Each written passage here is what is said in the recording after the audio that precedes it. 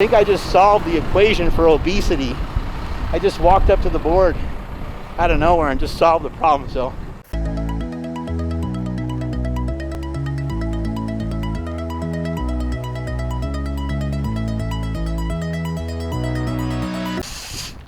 this is Mark Bell from SuperTraining Gym. SuperTraining Gym, the strongest gym in the West, and I'm out here enjoying the sun rays of Bodega Bay, California. Walking is so simple. Don't shut the video off. Don't go and watch Christian Guzman or Bradley Martin.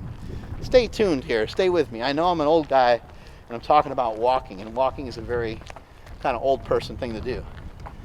But I got a 40-pound weight vest on, keeping that heart rate up. I've been actually walking now for 54 minutes.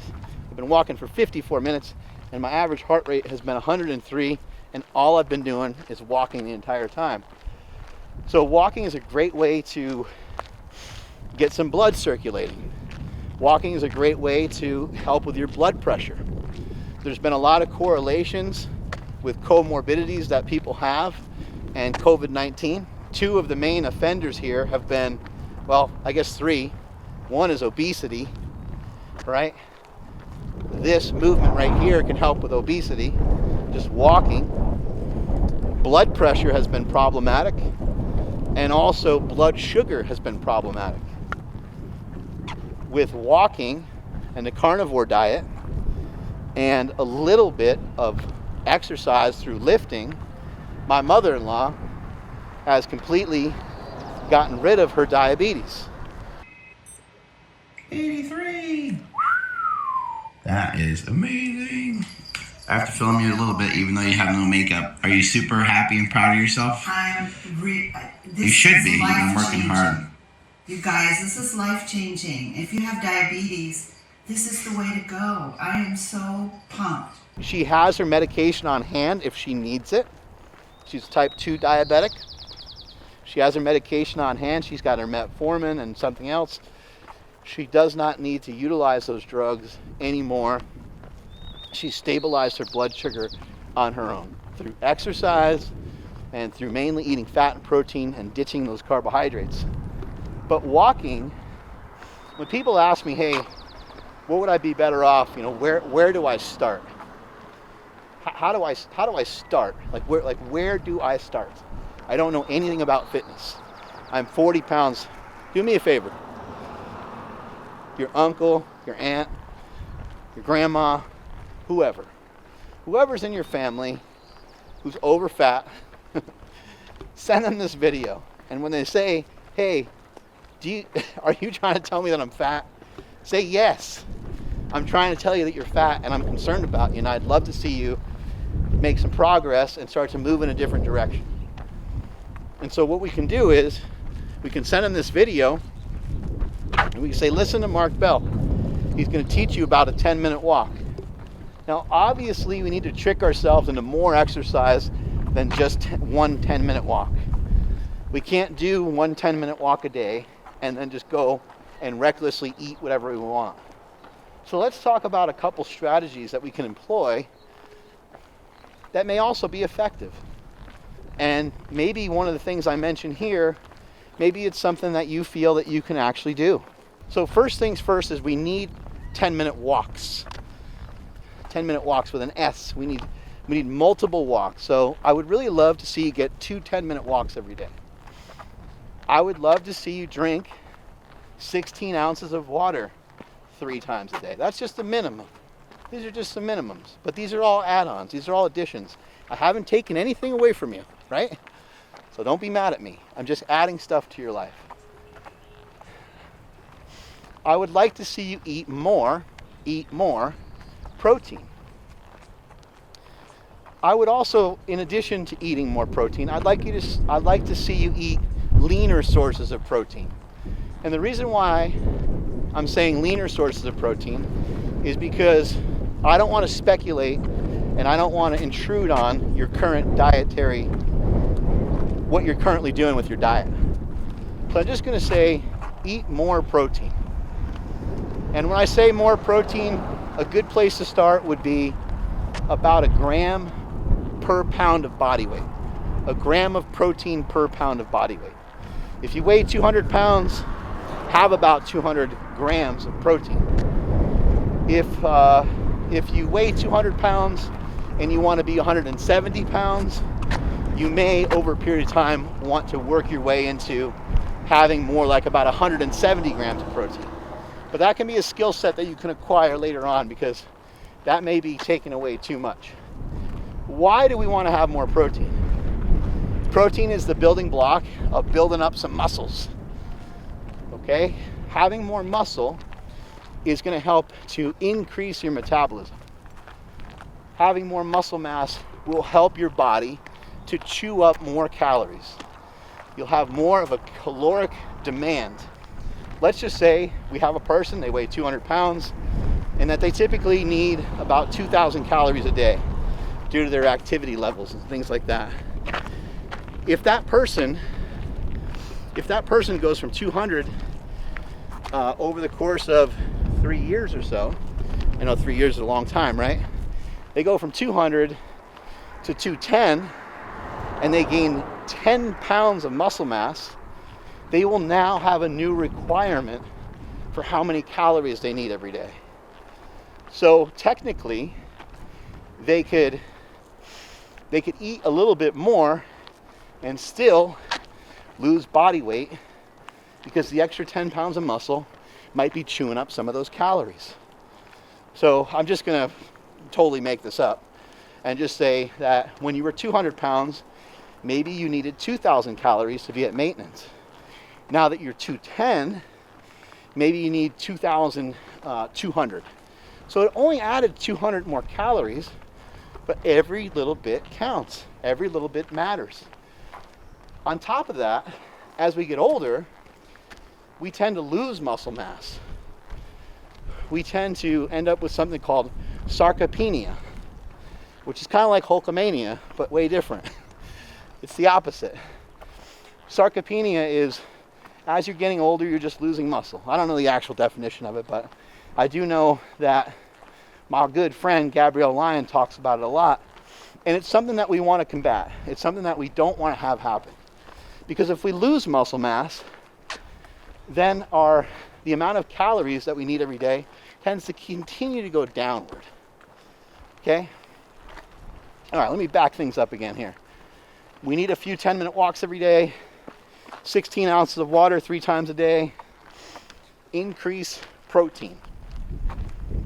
Now, here is when we start, throwing in a couple other things that are kind of up to you. Oh, before I move on, protein. Lean sources of protein. A really good lean source of protein is like 2% yogurt. I prefer plain yogurt. And then I usually mix protein powder in there, and that's a great way to get extra protein. I usually throw the protein in there for flavor. I use chocolate slingshot protein. Mix it right in there. Mix in your favorite protein. You can mix in collagen protein, whatever you want. That's a great protein-rich source. There is some fat in it, but it's not the full fat yogurt, so there's not tons of fat in it. You can also do this. You can also get cottage cheese. Cottage cheese is another big one. Eggs. You can have eggs in many different forms. I'm a big fan of hard-boiled eggs. I eat them all the time. I probably eat 6 or 8 hard-boiled eggs every single day. Super convenient. If you don't want to eat as many calories, just don't eat that many yolks. I typically don't eat that many yolks of the hard-boiled eggs just because I don't like the taste of them. Not that there's anything wrong with the fats. And I'm not saying that there's anything wrong with fat in general, but for this particular video, for the advices I'm giving here, where I'm just laying things out really simply and trying to add to your life and not subtract, I would say just be a little careful. Like, if you're going to eat fat, have it be flavorful and have it be worth it, from cheese or bacon or things of that nature. Next thing we're going to move into is, and Mark Sisson talks about this a lot, Jordan Syatt talks about this a lot, have a big ass salad every day, and or have a good serving size of vegetables once or twice a day. Now, when it comes to a salad, you might need to be a little bit cautious in terms of how much dressing you use. It can't just be a free-for-all. You can't just go and dump a bunch of ranch dressing on there. you're going to have vegetable oils in there that are just as harmful as sugar, and also by dumping all that crap on there, you're going to end up with an overconsumption of calories, defeating the entire fucking purpose of having a salad in the first place. Just so you're aware, you may have a salad that has Caesar dressing on it or ranch dressing on it.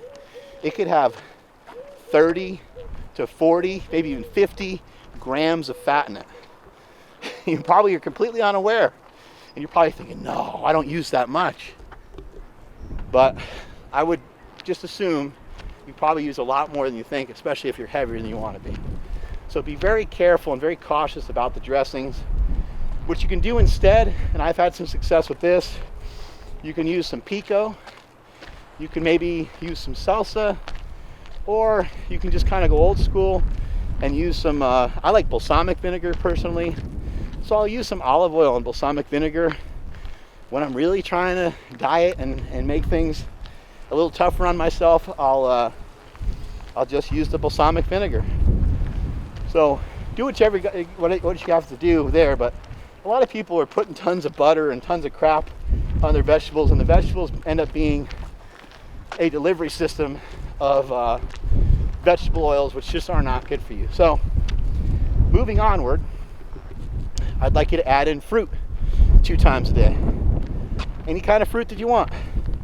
Watermelon is fantastic because you can eat a lot of it, and the caloric density of it is actually very low.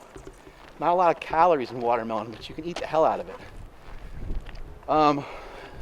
I personally like oranges. I like apples. A banana and a protein shake is pretty damn good. Let's see, we added fruit, we added vegetables, we added water, we added protein. Walking, back to walking. Walking can be a great distraction technique against your food. So people ask me all the time, where do I start? Where do I start my fitness journey? Do I start it in the gym or do I start it in the kitchen? And the answer that I give people is that neither one. You start outside. You reconnect with the earth, connect with the most powerful thing on this planet Earth, which is our sun. Get some sunlight, get outside, get some vitamin D, get in your 10-minute walks. At some other point, you can trick yourself and you can turn your walks into maybe walk runs, or you can walk a little further. Maybe you have some hills, like I got access to some hills, and I can say I'm gonna run the hills. Maybe you can increase the difficulty and throw on a weighted vest. I've been walking for over an hour right now. You don't have to do that, but you're gonna find that when you encourage yourself to do a 10-minute walk, that it will automatically become an 11-minute walk and a 12-minute walk. On top of all this, encourage other people in your family to go with you. Get outside, get your dog out there walking with you, and just get moving and get yourself headed in the right direction. Once your mind is headed in the right direction, because I would say about 95% of people's problems today are in their mind. It's in your mind, and it can be changed and it can be altered very easily.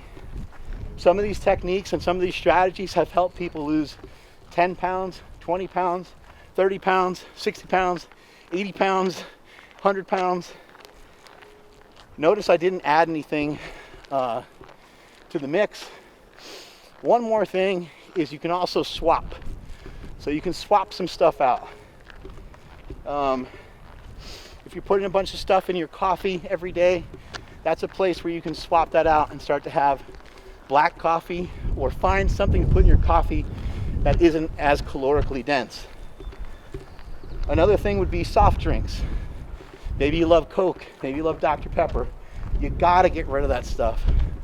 There's just no place for it in your diet.